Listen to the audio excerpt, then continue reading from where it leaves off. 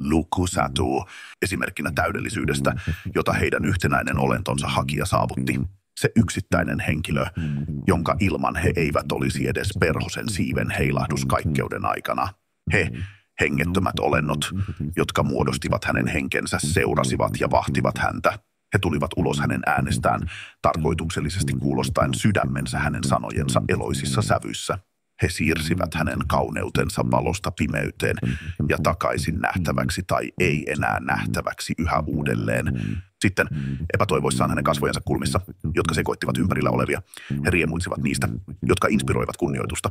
Sitten niiden ilmeiden kanssa, jotka hän taitavasti yhdisti yhteen, ne suurensivat hänen luovaa ilmaisuaan. Ja näin loi tapoja jäljitellä ja parantaa olemuksia. Kun hän haluaisi lisääntyä, ihanteellista olisi hänen poikansa, ikään kuin itse aurinko tekisi rakkautta hänen merelliseen ruumiiseensa. Seuraava täydellisyys hänen tyttärensä oli, oliko se, jos tuo vieras, jota hän ihmetteli Jumalan armosta, oli tullut ei vain ohjaamaan häntä, vaan kävelemään hänen kanssaan. Kun hän syntyi, he ottaisivat hänet äitinsä kohdusta ja antaisivat hänet takaisin puhtaana ja kuivana, ilman kyyneltäkään, kuin Jumalan kirkkauden olennainen ilmaus.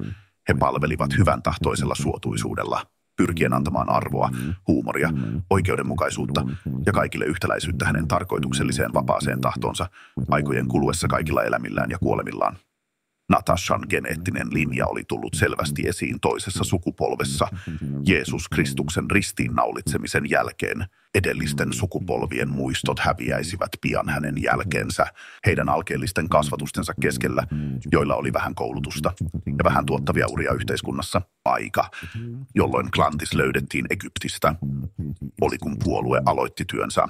Täällähän ajan myötä tuli heille tunnistettavaksi Natashan kaukaisimmaksi sukulaiseksi, ja kuin lehden pudotessa se otti tuulen mukaan, ja hän liikkui täysin riippuvaisena Natashasta. Ja päinvastoin, kaikkien niiden muutosten läpi, joita hänellä olisi tästä lähtien, lukuisien hahmojen, kasvojen, kehotyyppien, kielten ja persoonallisuuksien kanssa, kaikkien seuraavien tuhansien vuosien aikana ja kaikkialla maapallolla. Juhla oli siellä hänen ja hänen yleisen hyvän vuoksi. Kun jokainen geneettisen linjan lapsi syntyi, jokainen vanhempien yhdistyminen tuli heidän indelible auspices. Juhla yhdisti kaikki suotuisat piirteet ja asetti etäisyyden epäsuotuisiin vuorovaikutuksiin. He arvioivat ystävyyssuhteiden arvon ja suhteellisen arvon ja antoivat enemmän painoa jokaiselle hyvälle yhteydelle, sillä kaikki nämä asiat olivat muovaamassa erottamatonta etenemistä Natalian sukulinjaan. Puolue valvoi jokaista vaihetta, jokaisen askeleen koko elämän muodostusprosessin ajan ja ohjasi majesteetillisesti hänen laivaansa kohti oikeudenmukaisuutta yhdessä, yhtenäisyys, ykseys ja armo.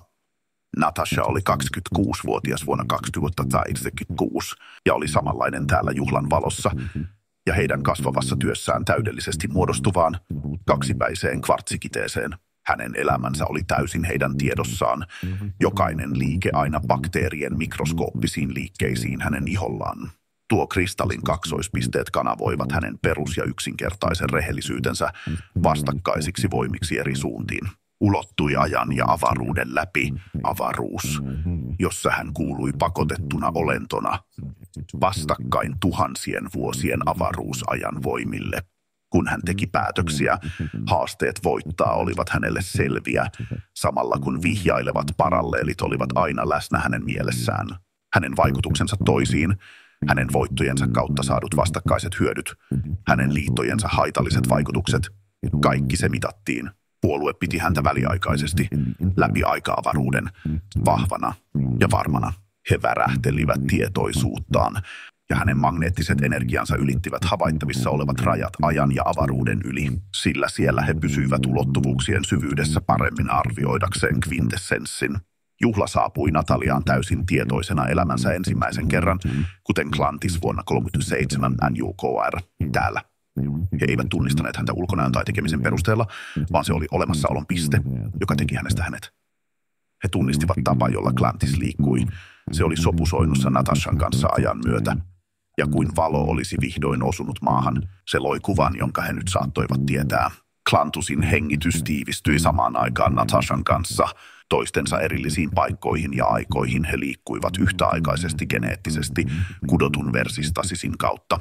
Kaikkialla minne hän menisi, kaikki mitä hän tekisi oli heille järjestetty ja ilmeistä. Kuin kellotyön. Kukin osapuoli lukisi häntä. He voisivat seurata häntä ja olla hänen ympärillään vaikuttamassa ja auttamassa tai häiritsemässä häntä fyysisessä universumissa. Hänelle puolue oli olemassa ikuisuudessa, mutta viimeinen tuulahdus mennyt tai aurinko nousemassa, joten hän tosiasiassa tunsi heidät hyvin vaistonsa, hyvän tahdon, arvojensa ja moraalinsa tai eettisten standardiensa mukaan.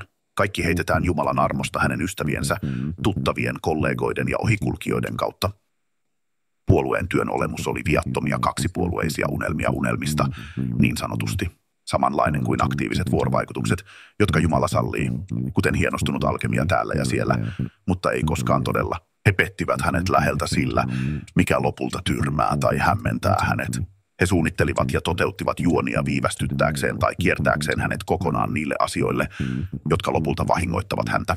He sallivat vain joitakin näistä toimenpiteistä etenemään estämättömästi, vain ne, joilla olisi muita välttämättömiä seurauksia hänen suuremmalle olemukselleen, ja silloinkin hän ei pystyisi tekemään niin. Omat sydänsurunsa. Lisäksi nämä kohtalon muovaajat tekivät kaiken tämän vaivatta, ei edes mitattavissa oleva hengitys kvanttiavaruudessa, sillä he olivat erilaisia täydellisyyden voimia. Eikä tarvitse yrittää, he vain tekevät. Muuten he yhdistivät taitonsa ja lahjansa luodakseen hänet koko historian ajan. He olivat kuin majakka laivoille, kuin upeita enkelimäisiä lahjoja, jotka on annettu hänelle ja muille, kunnioittaen elämän luonnollista tahtoa elää. Heidän menetelmänsä olivat merkintöjä ajanannaaleissa. Nimet muuttuivat, planeetat, aikakaudet ja aurinkot muuttuivat, mutta silti he olivat samoja Jumalan olentoja kuin olisivat aina olleet siellä ja aina olisivat, kuten kristalli, joka kasvaa muiden rinnalla, syvällä maan alla, missä valonsäteet lopulta lankeavat. Kerran pinnalle noustuaan, he sulautuisivat sitten huolellisesti toisiinsa, yksi kerrallaan, yksi kun tiheän ja ydinasian ensimmäinen valaistus tapahtui. Prismasetit loistavat näyttävästi ikään kuin ajan kuluessa, tyhjät muodot olisivat eläneet kerran. Pidän tanssivista ihmisistä tai eläimistä ja kasveista, kaikki muuttuvat Jumalan valtakunnaksi. Ei ole niin, että puolue voisi yhtäkkiä ilmestyä kuten aaveet. Pikemminkin he kanavoivat erityisiä henkilöitä, tärkeitä avainhahmoja, ei niinkään tiukasti sellaisia, vaan se oli todellisuudessa hallussapito. Puolue otti heidät. He ajoivat heitä tätä suurta ennakkomääräystä varten, mutta vain yksi tapahtuma kerrallaan. Sitten monien päivittäisessä elämässä juhla jatkui heidän elämiensä puolesta, ehkä vain hetkeksi, jolloin he tarvitsivat hallintaa. Ja ei mitään rutiinia, vain epäsäännöllisyyttä kääntyvän vuoroveden järjestyksessä. Kyseisten persoonallisuuspiirteiden hallinta annettiin Jumalan universaalilla dekreetilla. Puolue ei juonitellut tai suunnitellut mitään, he vain toimivat hänen puolestaan, koska se oli heidän luontonsa voima, joka määräsi sen niin.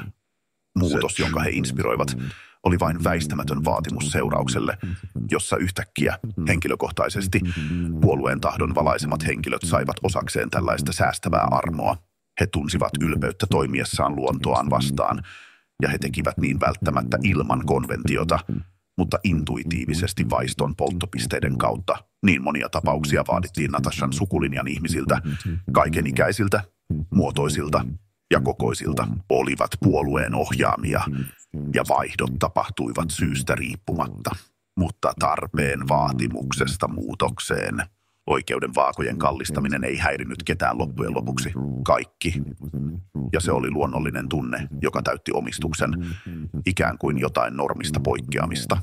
Sillä luonnollinen järjestys oli kaaoksen sidottu, ja kaikki elävät vakuuttivat yliluonnollisesta. Natasha oli lahjakkain toimistotila kaikissa kaupungissa, väittäisivät kollegansa. Nitros Complex oli uuden aikakauden pilvenpiirtäjä, kaiken kattava ja itseriittoinen rakennus, joka rakennettiin lopulliseen vihreään eetokseen. Pyöreät ikkunat ulottuivat ulkoseinän ympäri, kierrellen ylöspäin lievään kaltevuuteen ja yhteensä noin 7 kilometriä. Välitön sisätila oli kaksisuuntainen käytävä, joka hitaasti kaksinkertaistui itsensä yli. Lisää vain hieman tarvittavaa kallistusta käytävälle. 2 spiraalimaista polkua kiemurteli pilvenpiirtäjän yläpuoliskon ympärillä, toinen juoksijoille ja toinen kävelijöille. Kolmas pyöräilyreitti kulki keskustan läpi. Se oli itse asiassa tunneli, joka oli vain yksisuuntainen. Ylös 3 sopivasti sijoitetulla kuntosalia matkan varrella oli yläkehon harjoitteita, ja juomakelpoista löytyi joka puolen kilometrin välein, joka jakoi 3 erilaista nestettä, suodatettua vettä, maitoa ja makeaa nektaria, joka vaihteli makua päivittäin.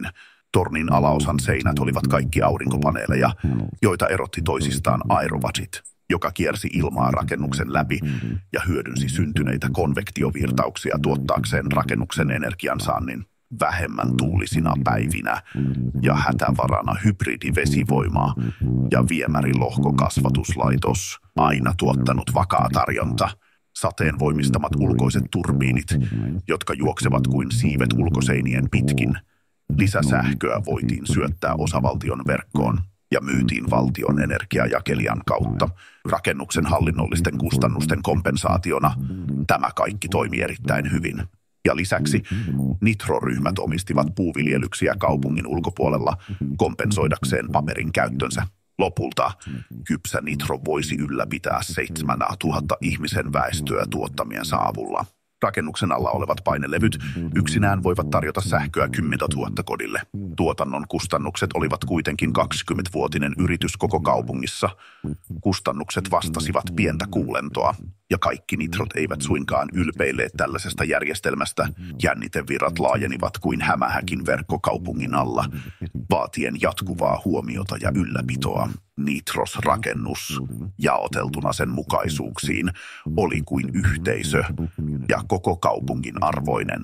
Heitä oli lähes 20, toimien myös parlamentaarisina ääninä, aivan kuten ministerit olivat vastuussa kussakin omassa piirissään.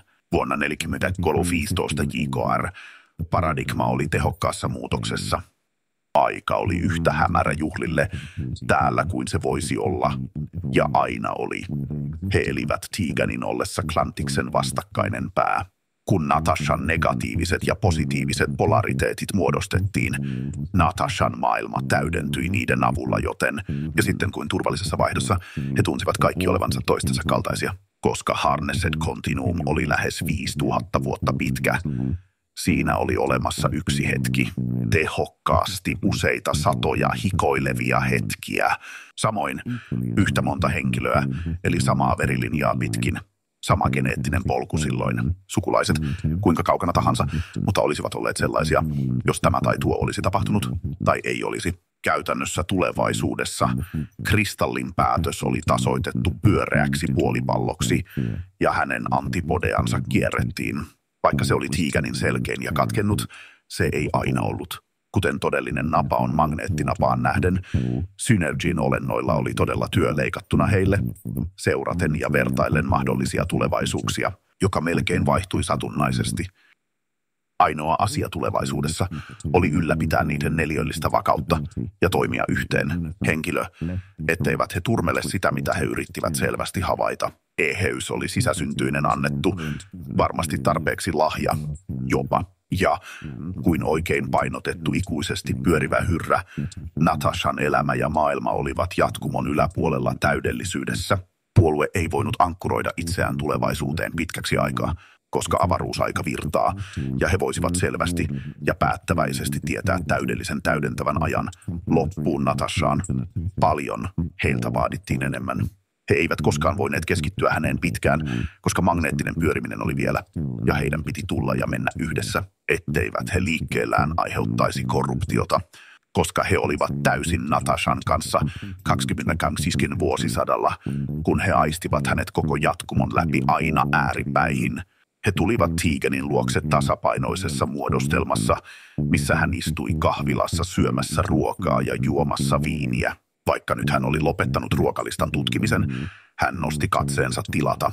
Voisinko saada yhden kohteliaan herätyksen, oven avattuna lempeään hymyyn ja vilpittömään kosketukseen, missä tahansa järjestyksessä?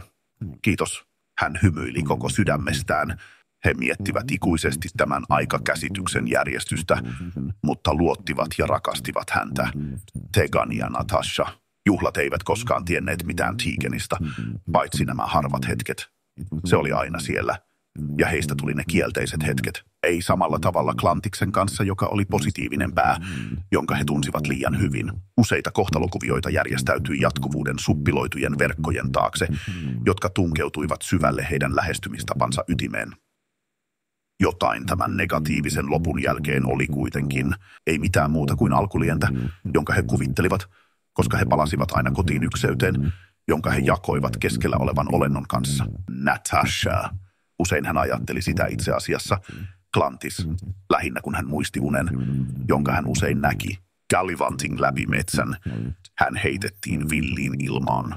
Tiheän lehvistön läpi hän murtautui metsän seinämän läpi, kaatuen hiekkadyyneille. Hän oli metsän reunalla, ja toisella puolella oli puhdas, laajeneva autiomaa. Keltainen hiekkalaajuus ulottui aina horisonttiin, ja hänen takanaan tiheä metsäseinä kaartui näköpiiriin molempiin suuntiin niin pitkälle kuin silmä voi nähdä. Kumpu kohosi ylöspäin, 4 metriä hänen ja sen paikan välillä, josta hän oli pudonnut metsästä, tehden paluun mahdottomaksi. Metsä vaikutti hänestä epätavalliselta, niin täydellisesti leikatulta seinältä, joka kasvoi dyynin korkealla reunalla. Metsämuuri kaartui niin kaukana näköetäisyydellä, se katosi autiomaahan molemmin puolin, ikään kuin metsä olisi ollut jättimäinen ympyrä itse. Hän tunsi aavikon äärettömät laajuudet kuin kuolemansa ja ympyrän muotoisen metsän kotinaan, johon hän halusi palata. Tunne paluusta jäisi hänen mieleensä pitkään sen jälkeen, kun hän heräsi. 100 elämät, joita Trinity Concernin geneettinen linja eli, hyödyttivät kaikkia. Ja yhtä monissa hetkissä Natalialla oli jatkuvasti laajeneva kohtalokuvio saatavilla, kuin tuuli olisi peräisin vain yhdestä pisteestä ja virtaisi kaikkialle taivaalle. Sieltä hän päästi vapaaksi kunnianhimonsa ja halunsa, kutsui ne takaisin ja sitoi ne kuin ne olisivat lintuja. Eikä tuuli, äärettömät elektronit ja protonit. Rakastavasti Klantyn tytär laskisi tikkuja, joissa oli lehtiä, purjehtimaan niilin matalikossa, ja näin kohtalopuu kasvoi reaaliajassa. Jokainen toiminto, jokainen liike oli yhteydessä ajan kautta, mutta kummassakin päässä tasapaino varmistettiin siellä Natashalle ryhmän toimesta. Nämä 2 vastakkaista elämää, jotka toimivat vastapainoina kaikille niille tuhansille elämille niiden välissä, vaikuttivat. Jokainen tehty valinta oli toisiaan täydentävä, ja jokainen toiminta suoritettiin päinvastoin. Jokainen asia, jonka Klantis, Tegan tai Natasha tekivät, ja kaikki heidän sukulaisensa olivat tasapainossa keskenään ylläpitääkseen ylintä luonnetta, jonka puolue työskenteli ahkerasti ajan myötä. Ruumiiden positiiviset ja negatiiviset päät sekä kaikki heidän sukulaisensa muodostivat loppujen lopuksi täydellisen joukon. Ja puolue tarvitsi paljon apua onnistuakseen Kristuksen luonteen toimittamisessa. Taivaallisen sfäärin koordinoidut liikkeet olivat todellakin monimutkaisia, ja ryhmä oli nauttien osallistumisesta valtavasti samalla kun oppivat mitä he halusivat. Todellisuudet, jotka nielivät heidät omiin uppoutumisiinsa, koostuivat monimutkaisista, rakenteellisesti muodostetuista mahdollisuuksista, ja heidän piti olettaa voittonsa usein runsaiden väärien todellisuuksien keskellä, jotka heidän epäilyksensä järjestelmästä Jumalan kanssa riepottelivat. Jumala. Heillä oli apua saavuttamaan kunniansa loppujen lopuksi. Tuo puhtaus saavutettiin lisäperspektiiveillä, jotka enkelit ja arkkienkkelit myönsivät.